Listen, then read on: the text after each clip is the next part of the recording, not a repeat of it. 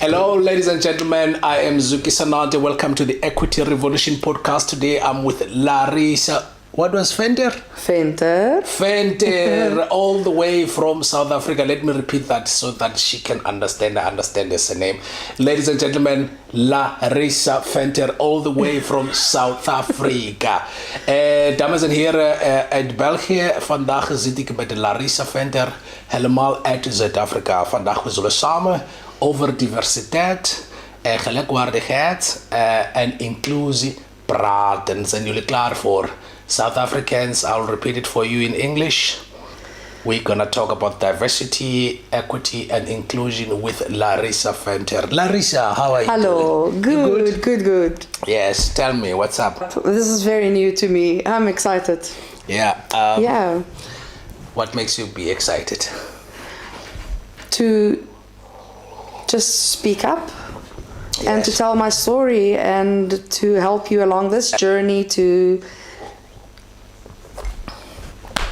You know, the good thing is, before we can start, I think it's a good way to introduce yourself to the people who don't know you and the ones that do know you. And maybe you should greet our listeners. Why not? Tell them. Hi, so I'm Larissa Venter. I'm originally from South Africa and I've been living in Belgium for 9 years now. Wow, I'm not sure. Yeah. My, that's a lot of years. Yeah. 9 years. It's a lot. It's a long time, huh? Well, I've known you for a long time now. Yeah. 9 years. I want to ask why. I want to ask. That's not my business. That's not our listeners' business. On why people are relocating from their countries to other countries. I'm gonna hold this mic like this. It's a beautiful one, and everybody can see this is the best mic you can buy. It works better for everything. But now I'm gonna put it here. So, Larissa, you are living in Belgium now for almost 9 years, you say, and I believe you took this journey by yourself to come to Belgium. And how was it at the beginning? Well, in the beginning, it was fun. It was. How old was I? 20 years old. So No. 19. No, yes, 21. I cannot remember. But it first started off as a journey just to travel, and then I met my husband. Well, then boyfriend. I met him. Oh yeah. You know, so there was no really plans, but. And well, only after because I worked as an au pair first. Yes. So then it was all fun and games and traveling and nothing serious. But once I decided to stay here and decided to get married here, it's difficult. It's difficult as a South African to start your life over again in a new country. You have no family here, just to build everything up again. It's difficult sometimes. And I missed my support system, but we were raised to be strong people and we get through it. You build it up. And I would say, as a black South African, because we use black and white nowadays, even though I'm brown, I would say, if I were to be in South Africa with you today, I would say, nah, that's the rubbish.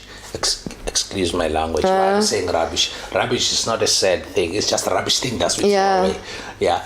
Anyway, I would say now, because now I would say she's a European. Wait, before you answer me, I'll say I'm black, she's white, she should have some privileges. I may be wrong, correct me there with that understanding as a South African who doesn't understand these things, who just know that white people should be Europeans. Well, that's one thing that people don't understand. Okay, so first of all, I started off in the Netherlands. I thought amazing. I love the people. It was open, it was friendly. Belgium is going to be the same because they speak Dutch. That was my thought at that time. So I came here and it's not at all. They were very closed off. They see you still, even though I'm white, if they hear you speak English, they close off their group. It's difficult to make friends here. So you feel excluded. I felt excluded for a while here. Where's here? In Belgium. Ah, okay. In Belgium, I felt excluded at moments because if you ask for help, if you try to make friends, everybody, no, that's our friend group, we are closed off, no, you are a foreigner, no. So even though I am white, I also felt it here. I also had the feeling of I don't belong, or I'm not welcome here. And that was not about skin color, because we are all white. Yes, so I was saying this in a perspective of a South African, any African, let me just put it that way, because as both Africans, we do understand the colonial history. Yes. And the colonial history starts by saying everything started by the arrival of a white man. And the white man was a European. Yes. So now, all over the years during the apartheid in South Africa, it was like, okay, should things be bad or whatever, like other African countries when they got independency, most of the white people in those countries, they were chased out of Africa. Yes. I'll make an example of Zimbabwe, for instance. So that connotation that they are Europeans, it will always stay there. It may not be true, and it is not true, because if you are an African, you're an African now. That is history taking us back. So that's why I asked that question. So anyways, let's forget about that question. We're gonna come back to things. Now you are in Belgium. Yes. You went to the Netherlands. Yes. They are different people. Absolutely. You come to Belgium. They are different people. Yeah. You already told us that in Belgium they were a bit, in the Netherlands zullen we zeggen gesloten. Gesloten. So in English you already said it, that they're a bit closed and whatever, but in Holland, the thing is about Holland, it's like myself, when I go there, I feel like I'm home. Me too. I don't know why. Yeah, I have the exact same feeling. As soon as you cross the border, I feel like I'm at home. I don't know, it's because of our history, or it's just because of how open people are there, and the way they talk. They're loud as well, right? Well, like South Africans. Sorry guys, I didn't say loud in a disrespectful manner. I mean it as to compliment you, because I feel like I really am home when I'm there. I'm home here. Yeah. But I understand what you feel. Yeah. So now, navigating through that, trying to find your way out when you first arrived here, would you say that, you said it yourself, it was not easy. No. Would you say today that things have become better for you? Yes, absolutely, mostly because of my husband and his family. The husband of yours is doing everything. My husband. And to be honest, I still don't, except for my neighbors and my family-in-law, I don't really mix with a lot of Belgians. In my work environment, it's international. One of my friends is French, you South African. I never feel really comfortable. I don't know, it depends from person to person, but like with my family-in-law, I feel at home, I feel welcome, that's 100% like, I feel like family, but I still don't have a big Belgian friends circle, because I never feel... Have you ever looked for one? Do you have to look for it? I don't feel the need for it. Okay, because you have your own family? Because I have my own family. Are you getting old? How can you say what do you say? Are you getting old or what? 2 kids working full time, and I have 2 good friends in Belgium. I'm okay. Yes. You know why? Because I feel like making friends, there are 2 ways now. Yeah. It's either you go online and look for friends, or you meet friends during parties or whatever, with family gatherings, all that kind of stuff. Otherwise, to just meet people, and of course, if you didn't grow up here, to start now, people, they live their lives individually here.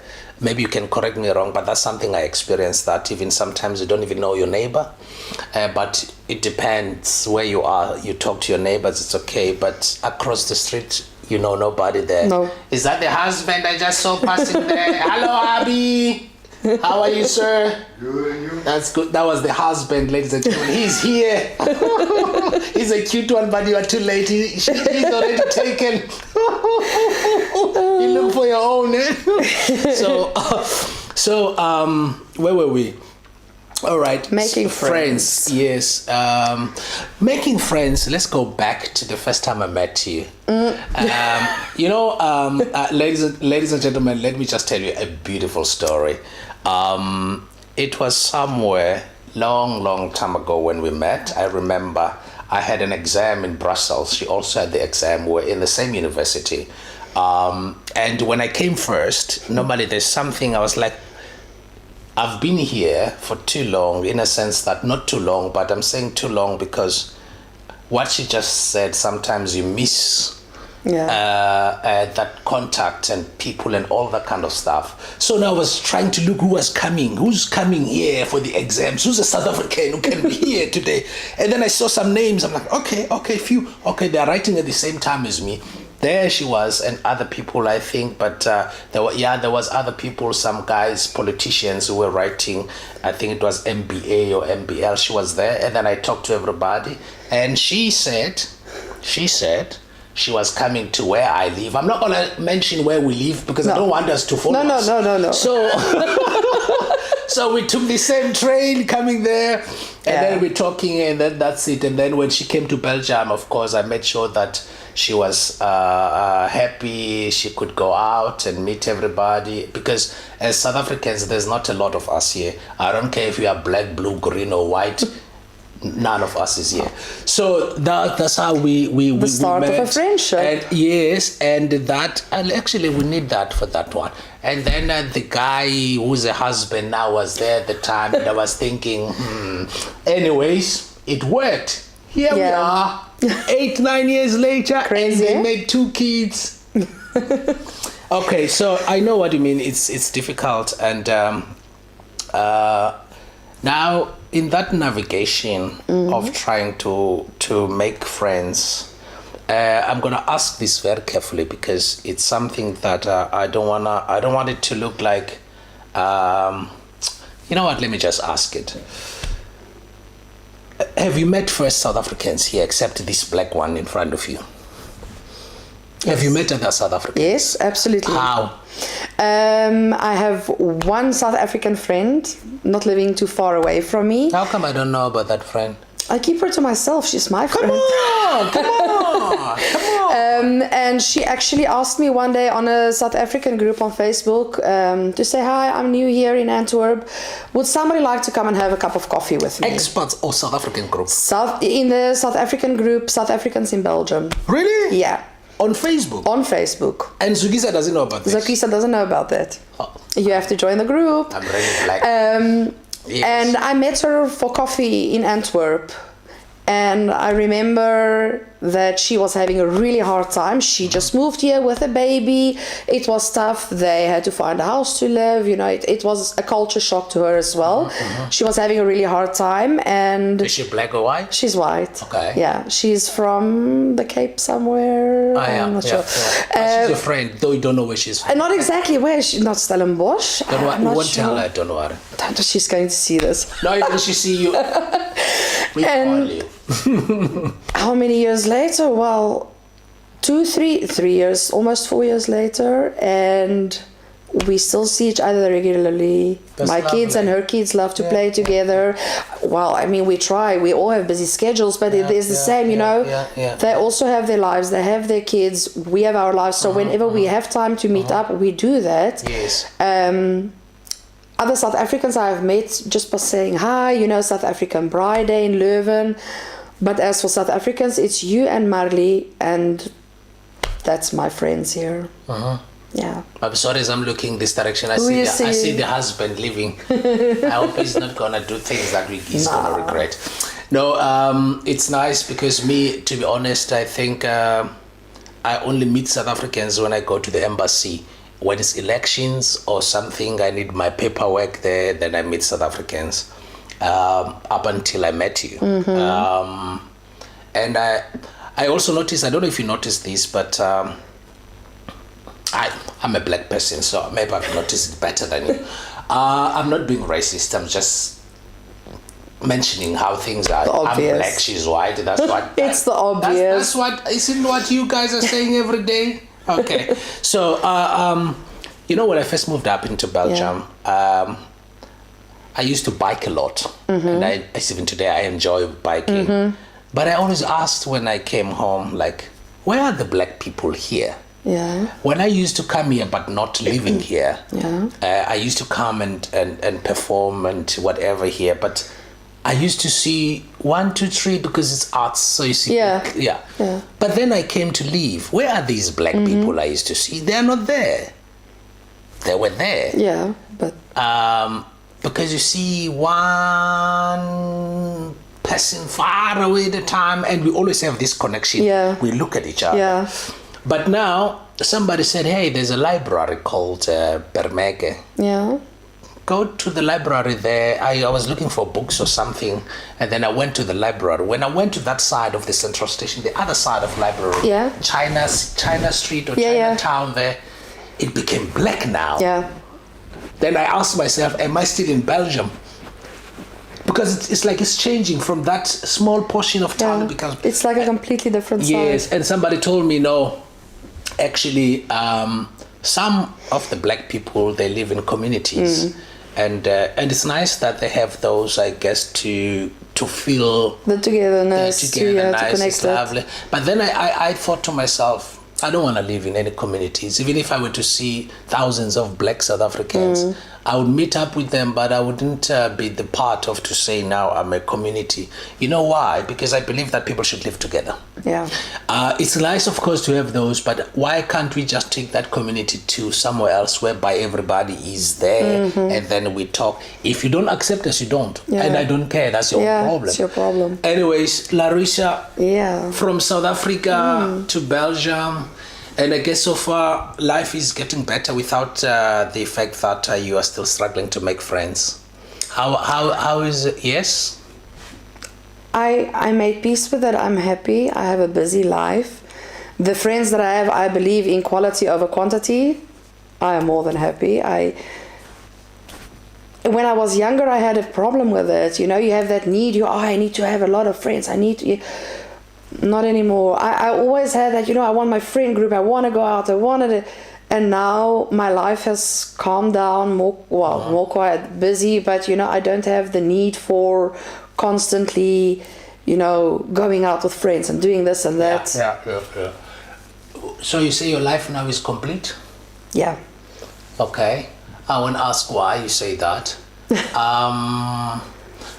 I'm going to go back now to why we are sitting here a little bit. We already touched a lot of things because some people, they want our podcast is about diversity, equity and inclusion. And I would love to hear your understanding of the words, if you understand them. If not, I don't. If you don't, and if you do, you tell us what do they mean to you. And I would love that the understanding that you have, you choose yourself how to define them. But I prefer not the dictionary, the big words. I'm talking about at a personal level, because those words, come on. So now let's start with diversity, equity, and inclusion. Do they mean something to you, or do you understand them? Well, I think as South Africans, we all grew up. The diversity in South Africa is really big. Everybody, the Rainbow Nation, everybody, and So, in the beginning, when I was very young, I grew up going to a Christian private school. So there was no diversity. It was 150 kids, all white.